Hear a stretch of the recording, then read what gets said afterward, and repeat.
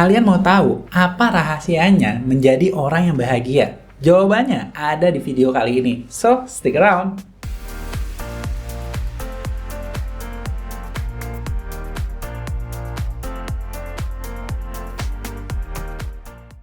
Hai semua, jumpa kembali dengan gue Ama Alkatiri. Pada video kali ini gue akan sharing apa sih rahasianya orang yang bahagia? Rahasianya ada pada kebiasaannya. Kebiasaan yang pertama yang dapat membuat diri kalian bahagia adalah fokus sama hal yang positif.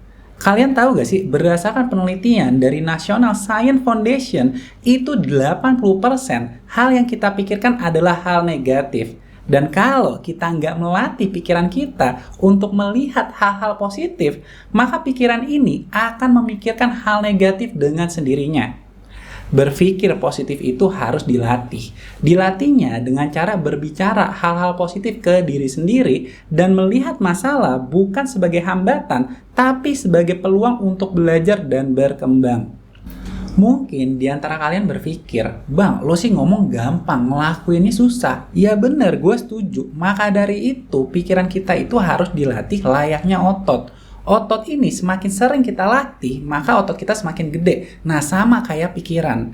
Ada salah satu kutipan dari Marcus Aurelius, yang mana ia adalah tokoh stoik populer sekaligus kaisar di zaman Romawi.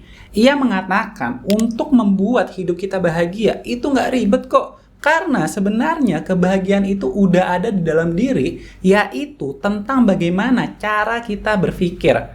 Kebahagiaan itu adanya di pikiran, bro. Kita mau melihat realita itu dengan kacamata positif atau negatif, itu tergantung dari persepsi kita. Dan pastinya, apa yang kita lihat itu akan mempengaruhi kebahagiaan kita. So, bila kalian ingin lebih bahagia, bangunlah kebiasaan untuk fokus sama hal-hal positif yang terjadi di hidup kalian. Kebiasaan yang kedua adalah memiliki goal. Punya goal di hidup ini itu harus, karena kalau kita nggak punya goal, hidup kita itu layaknya kapal yang berlayar tanpa adanya kompas. Goal itu, bro, seperti kompas yang mengarahkan kita dan menavigasikan hidup kita. Mau kerja, goalnya apa? Mau usaha, goalnya apa? Mau menikah, ya goalnya apa? Ada salah satu studi dari University of Basel yang mengatakan pada saat kita memiliki goal, itu akan meningkatkan kebahagiaan kita. Bahkan bila kita nggak sukses sekalipun. Maksudnya gini, bro. Kalian nggak perlu sukses untuk kalian bahagia. Cukup memiliki goal yang jelas, kalian sudah dapat bisa menjadi orang yang bahagia. Dan buat gua ini make sense. Kenapa? Karena dengan kita punya tujuan hidup, kita akan melihat hidup kita itu lebih bermakna dan kita akan lebih optimis melihat masa depan yang mana pada akhirnya akan berpengaruh pada kebahagiaan kita.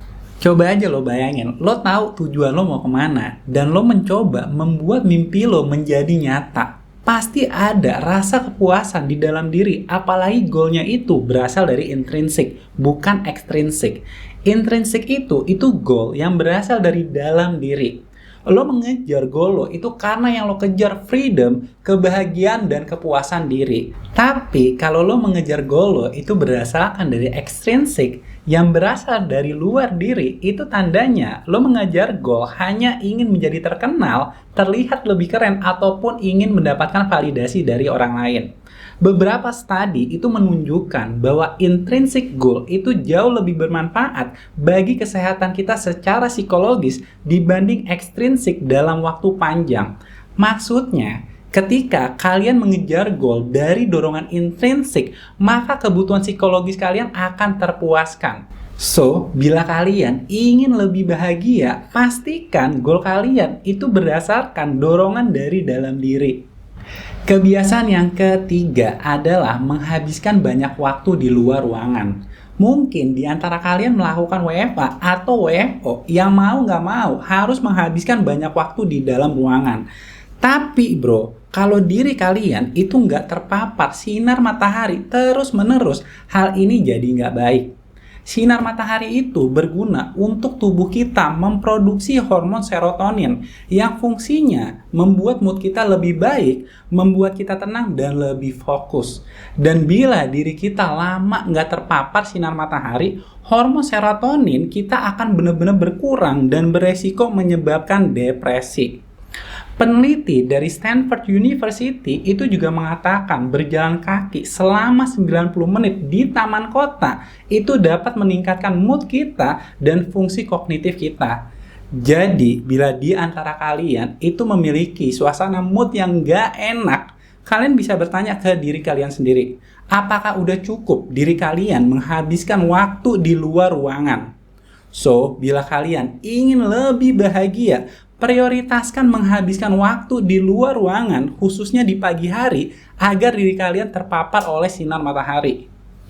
Kebiasaan keempat adalah habiskan waktu dengan teman yang positif.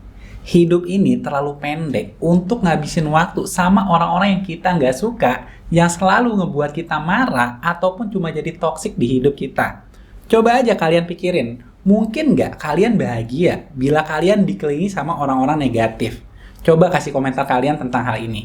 Ada salah satu penulis yang bernama Bronnie Ware. Dia adalah mantan perawat yang bertahun-tahun menghabiskan waktunya dengan pasien yang dalam hitungan minggu akan meninggal dunia.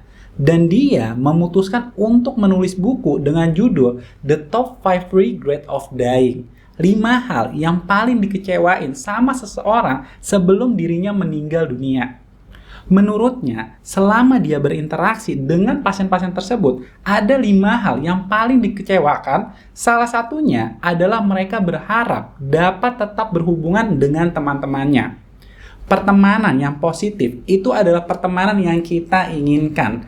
Mereka nggak cuma mempengaruhi pemikiran dan perilaku kita aja, tapi mereka akan sangat berkesan di hidup kita. So, bila kalian ingin lebih bahagia, pilihlah orang-orang positif yang bisa mendukung kalian, mengerti diri kalian, dan menerima diri kalian apa adanya. Kebiasaan yang kelima adalah jangan terlalu serius. Bukan berarti gue nyaranin kalian untuk main-main. Maksudnya serius boleh, tapi jangan serius-serius amat.